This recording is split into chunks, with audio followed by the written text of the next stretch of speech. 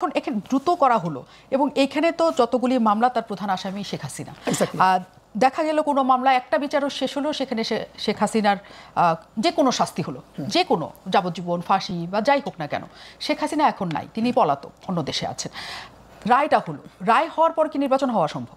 এখন দেখেন, মানে ইস্যু হলো আমাদের দেশে যেটা হচ্ছে যে নির্বাচনকে নিজেকেই এইটার একটা মুখোমুখি ব্যাপার দাঁড় করানো হচ্ছে। এটার একটা বড় কারণ হলো কি, একটা আমরা বলার জন্য বলার, একটা হলো দীর্ঘদিনের প্র্যাকটিস।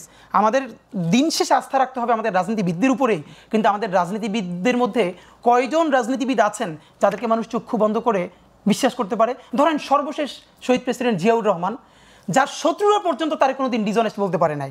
শেখ হাসিনা স্যাটার করে তার অসংখ্যবার বলছে ভাঙা সুটকেস, এর মানে সে নিজে অ্যাকনলেজ করতেছে যে শহীদ প্রেসিডেন্ট জিয়াউর রহমান কত সৎ মানুষ ছিলেন। তা আমাদের কপাল খারাপ যে আমরা ওরকম একদিকে দেশপ্রেমিক, অন্যদিকে সৎ পলিটিশিয়ান অনেক কাছাকাছি সময় পাই নাই। নইলে ধরেন এই যে বিচার, অন্য যে কোনো রাজনৈতিক দল ক্ষমতায় আসার পরে বিচার প্রলম্বিত হতে পারে, এখন ব্যাপার হলো বিচারটাকে থামাই দিবে না। এর মেকানিজমটা কি হতে পারে আমি আপনাকে শুধু একটা বলি। এই যে জাতিসংঘের রিপোর্টে অন্তত 1400 হত্যার কথা উল্লেখ আছে, এর মধ্যে শত শত মামলা আছে যেই মামলার মধ্যে এমন অনেক লোককে হত্যার আসামি দেখানো হয়েছে যে কোনোভাবে এই হত্যার সাথে সংযুক্ত না। বাড়ি ধরেন ঝালকাঠি, তাকে যাত্রাবাড়ি পুরানোর মামলায় দেওয়া হয়েছে এবং সে গত 10 বছরেও যাত্রাবাড়িতে, ভালো কথা, ঢাকাতেও আসে নাই। এখন আপনি কি মনে করেন এটা এমনিতে দেওয়া হয়েছে? না। হবে কি এইসব নিরীহ, অথবা একজন আওয়ামী লীগ করার কারণে কি সে কোনো মামলার আসামি হতে পারে? যে আওয়ামী লীগ হত্যা করে নাই, গুম করে নাই, খুন করে নাই, তো সে তো হুকুমের আসামিও না। ফিলোসফিক্যালি আওয়ামী লীগ করলে তো একজন হত্যা করতে পারে না। কিন্তু আমরা যেটা বলেছি, এই যে বেছে বেছে অনেক যারা কানেক্টেড না তাদেরকেও এই মামলার আসামি করা হয়ে দিল, এবং এটা অনেক জায়গায় পুলিশের নির্দেশে করা হয়েছে, অনেক জায়গায় ওইখানকার পলিটিক্যাল স্টেক হোল্ডারদের টাকা কামানোর কারণে করা হয়েছে। কিন্তু কি করা হবে শোনেন, সেটা হচ্ছে এই মূল মামলার মেরিটগুলো নষ্ট করা হবে। একদম এখন পর্যন্ত 1000-এর উপরে পুলিশ যার উপরে মামলা আছে, যে সরাসরি শুট করেছে কোনো উস্কানি ছাড়া মাথা এবং বুকে, গ্রেপ্তার হয়েছে মাত্র 67 জন। আজ থেকে 15 দিন আগে একজন পুলিশকে জামিন দেওয়া হয়েছে যার বিরুদ্ধে পরিবার সরাসরি মামলা করেছে। জামিন দেওয়ার পরের দিন সে ভারতে পালিয়ে গেছে। আপনি তাদেরকে জামিন দিতেছেন। অন্যদিকে এমন অনেক সফট আওয়ামী লীগ অথবা আওয়ামী লীগের ছোট পোস্ট হোল্ডার, তার পক্ষে হত্যা করাও সম্ভব না, অথবা ওই এলাকায় ওই সময় কোনো হত্যা ঘটে নাই, আপনি তাকেও আসামি করে দিচ্ছেন। এই করার মধ্য দিয়ে কি হবে, এই গুরুত্বপূর্ণ মামলাগুলোর যখনই দেখাবে এত এত মিথ্যা আসামি করা হয়েছে, তখন মূল মেরিট হারাই ফেলবে। তো আমরা এখন মুশকিলটা হলো আমাদের যারা শহীদ পরিবার, তাদের সাথে কথা বলেছে, দেখেন এর মধ্যে অনেক আছে যারা জীবনে থানার বারান্দায়ও যায় নাই। তাকে তো মামলাটা করতে হবে, তো মামলাটা তাকে হেল্প করবে কি? পুলিশ করেছে। পুলিশ সবচেয়ে বেশি জানে কোন ধারায় কাকে কাকে আসামি দিলে মামলার মেরিট নষ্ট হয়ে যাবে, একই সাথে তার কাছে কিছু পয়সাপাতিও আসবে চূড়ান্ত চার্জশিট দেওয়ার আগে। এই পুরো এখানকার স্থানীয় পলিটিশিয়ান এবং পুলিশ মিলে জিলে হাজার হাজার মিথ্যা অপরাধী দেওয়া হয়েছে, যারা মূলত পরবর্তীতে জামিন পাবে হাইকোর্ট থেকে। কারণ যার সরাসরি প্রমাণ নাই সে কীভাবে হত্যা করবে? সে যখন জামিন পাবে তখন কি হবে, মামলাগুলোর মেরিট নষ্ট হবে। এখন সরকার কিভাবে ইনভলভ হবে? এই যে সরকার এইভাবে ইনভলভ হবে, পরবর্তী যে কোনো সরকার যদি চায়, আমি কি আসবে জানি না, যদি চায় তাহলে ওই অ্যাটর্নি জেনারেলকে এমনভাবে করবে যে এই মামলার ব্যাপারে সে অত স্পিরিট ধারণ করবে না। সুতরাং এরকম মিথ্যা মামলা ঢুকবে, মিথ্যা একটা ভুল একটা রায় হবে। জানেন যা করবে, এই কারণেই কি আসলে নির্বাচনের আগে আপনারা এটা শেষ করতে চাচ্ছেন? আমরা পুরোটা শেষ করতে চাই না, আমরা বলেছি অন্তত দৃশ্যমান কিছু বিচার আচ্ছা প্রশ্নাতীতভাবে করতে হবে। কিন্তু আপনি আবার তার আগে বলছেন যে গৃহযুদ্ধ হওয়ার একটা, মানে বেশ কয়েকদিন ধরে আপনার কথা মতো, কেন গৃহযুদ্ধ হবে? মানে আমরা গৃহযুদ্ধের যে ব্যাপারটা বলছি সেটা হলো চূড়ান্ত, যে ধরেন আমরা তো এটা বুঝতেই পারি যে কোনো না কোনোভাবে আওয়ামী পুনর্বাসন এখানে করবার চেষ্টা করছে। প্রথমত এটা প্রথম ফেলিওরটা হয়েছে যখন আওয়ামী লীগের কার্যক্রম নিষিদ্ধ করা হলো, এটা তাদের জন্য একটা ধাক্কা ছিল। তো এখন তাদের সেকেন্ড ফেজ হলো জাতীয় পার্টি থেকে করা অথবা অন্য যে কোনোভাবে করা। তো এগুলো যদি চূড়ান্তভাবে তারা ব্যর্থ হয়, ধরেন এখন কি হতে পারে, হাসিনা নিয়ে ইন্ডিয়া আসলে কী করবে? তো এইটা আমি অবাক হব না, আমার কাছে কোনো ডকুমেন্ট নাই, আমি বলে রাখি। ধরেন মুশকিল হলো ইন্ডিয়া তো এখানে তার সমস্ত ডিম এক ঝুড়িতে রাখছিল আওয়ামী লীগের উপরে, সাথে জনগণের সাথে কোনো সম্পর্ক করে তোলে নাই, ন্যূনতম সম্পর্ক করে নাই। ফলে যেটা হয়েছে, হাসিনাকে এরকম তারা আসলে কতদিন রাখবে? যেটা হতে পারে মানে প্রজেকশন, কোনো প্রুফ নাই। ধরেন ইন্ডিয়া হাসিনাকে এখানে মানে আমরা তাকে চাই সে হত্যা মামলার আসামি, সেভাবে ইন্ডিয়া আমাদের কাছে তাকে অর্পণ করবে, আমরা বিচার চাইব, এবং সে যদি বিচারে খালাস পান, সুষ্ঠু বিচারে, সমস্যা নাই তো, যদি সুষ্ঠু বিচারের মাধ্যমে খালাস পান, কিন্তু তিনি এসে ফেস করুক। সেটা না করে ওই পুনর্বাসনের জন্য যদি তাকে পুশ করা হয়, ধরেন এমনটা অবাক হওয়ার কিছু না বাংলাদেশের পরিণতি কোনো দিন, যে আপনি দেখলেন 2 বছর আগের বা 3 বছর আগের একটা ব্যাক ডেটে একটা ডকুমেন্ট ফাঁস হয়েছে, যেখানে হাসিনা তার সরকার ইন্ডিয়াকে হয়তো লিখে দিয়েছেন যদি এরকম কখনো আওয়ামী লীগ বা দেশ আক্রান্ত হয় তাহলে ইন্ডিয়া ইন্টারভিন করতে পারবে, তার মিলিটারি ইন্টারভিন করতে পারবে। যেমনটার একটা ভয় তিনি পিলখানার সময় দিয়েছিলেন, আমাদের খুব মনে আছে।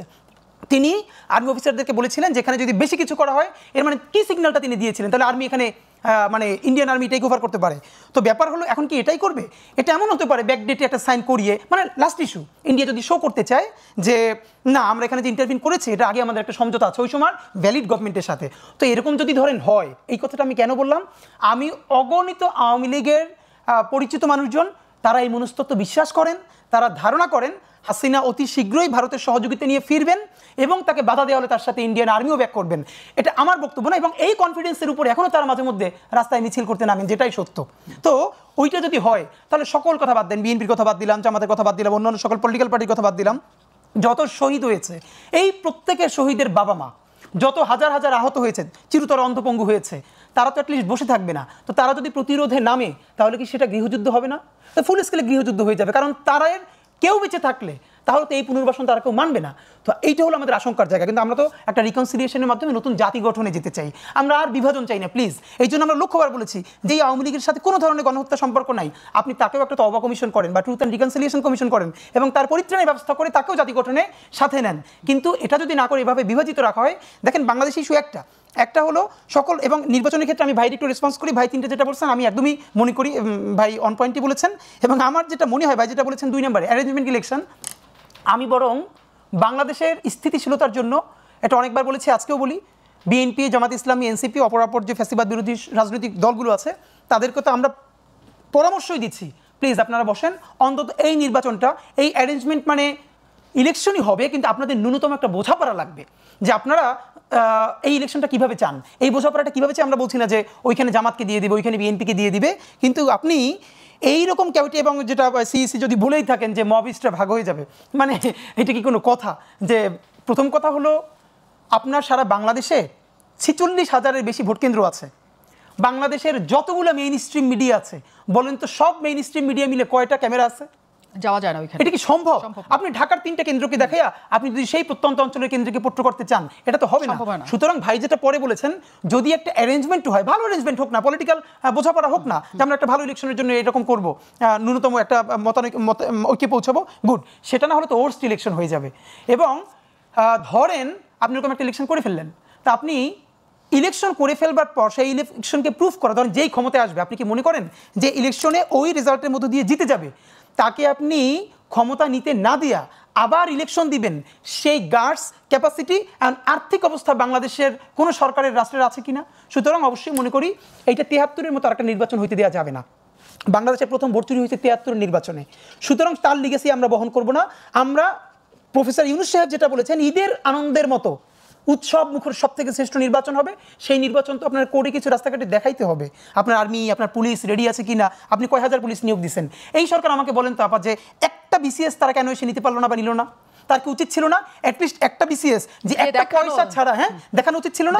সে একটা বিসিএস নেয় নাই, ওইখানে যদি আপনি কিছু ক্যাডার নিতে পারতেন যারা বিনা পয়সায় ক্যাডার হয়েছে অথবা কোনো ধরনের পলিটিক্যাল মেকানিজম ছাড়া, তারা তো একটু ভালো সার্ভ করতে পারতো, আপনি নজর দিতে পারতেন। এখনও তো সে কেন 50,000 পুলিশ এসআই নিয়োগ দিচ্ছে না? যে যারা যদি ধরেন একটা ছেলে 20 লাখ টাকা দিয়ে এসআই হয়েছে, সে তো স্বভাবতই দুর্নীতি করতে বাধ্য থাকবে, সে 20 লাখ টাকা দিবে কোত্থেকে? তার তো চুরি করতে হবে। এবার যদি 20,000 টাকাও কারো না লাগে, 20 টাকাও না লাগে, তার তো এমনিতেই চাপ কম দুর্নীতি করবার। তো এই সরকার এইগুলো না করে ইলেকশন কিভাবে করবে তো জানি না। কিন্তু আপনি পয়েন্ট, প্রথমে আপনাকে আমি কথাটা পুরোটা শুনে নিলাম, আপনি বললেন যে কোনো না কোনো ভাবে ব্যাকডেটে একটা ডকুমেন্ট পাওয়া যাবে যে বাংলাদেশের কোনো একটা পরিস্থিতি যদি পাওয়া যায়, হ্যাঁ মানে যদি পাওয়া যায়, মানে সেই আশঙ্কা আপনারা করছেন যে বাংলাদেশের একটা পরিস্থিতিতে ভারত এসে সরাসরি সেখানে হস্তক্ষেপ করতে পারবে উইথ দেয়ার আর্মি, মানে তাদের সেনাবাহিনী সহ। মানে সেই পরিস্থিতিটা কি পরিস্থিতি সেটা কি বুঝতে, মানে সেটা কি আপনাদের মাথায় আসে যে কোন পরিস্থিতিতে এরকম পরিস্থিতি? না, এরকম পরিস্থিতি হলো ধরেন আমি তো বরং সবথেকে যেটা এখানে গিনিপিগ হবে শেখ হাসিনা নিজে। এমনও হতে পারে যে ধরেন ইন্ডিয়া তাকে এভাবে কতদিন পারবে বাংলাদেশকে ই করার জন্য, সে ইন্ডিয়া অবাক হওয়ার কথা না যদি ওখানে ইন্ডিয়া বা কোনো এজেন্সি ওখানে তাকে হত্যা করে ফেলে। এবং এই জন্য তো আমরা চাই তাকে সুস্থভাবে আদালতের হাতে তুলে দিক। কিন্তু এখন তিনি যাদের প্রোটেকশনে আছেন, পৃথিবীর বহু দেশে নজির আছে যেই সমস্ত দেশ যাদেরকে দিয়ে অন্য দেশের আধিপত্যবাদ কায়েম করেছে, চূড়ান্ত শেষে তাকে তারা হত্যা পর্যন্ত করেছে। তো আপনি একটা জিনিস মনে রাখেন, বাংলাদেশ হলো ভারতের যতগুলো প্রতিবেশী আছে এর মধ্যে the most significant and sensitive প্রতিবেশী, কারণ বাংলাদেশ রাষ্ট্রটা পুরো ইন্ডিয়ার পেটের মধ্যে। বাংলাদেশ যদি স্থিতিশীল না থাকে তাহলে সেভেন সিস্টার্স স্থিতিশীল থাকবে না, চিকেন নেক স্থিতিশীল থাকবে না। এবং আমরা বরং ভারতকে ওই কথাটাই বলতে চাই, ভারত যে আমাদের সাথে দুটো কার্ড খেলে, অলওয়েজ মাইনরিটি দিয়ে আর খেলে আমাদের হিল ট্রাক্স দিয়ে। তা আমরা কেন ভারতের মাইনরিটি নিয়ে কথা বলি, এবার আমরা বলতে শুরু করেছি। নাম্বার 2, ভারতকে আমরা কোনোদিন প্রভু মানতে চাই না, আমরা খুব ভালো প্রতিবেশী হিসেবে চাই। প্রমাণকে আমরা তাকে বলতে চাই, তুমি যদি আমাকে পার্বত্য চট্টগ্রামে এইরকম বারবার ডিস্টার্ব করো, মনে রাখো আমাদেরও একটা স্ট্র্যাটেজিক চিকেন নেক আছে। নিশ্চয়ই।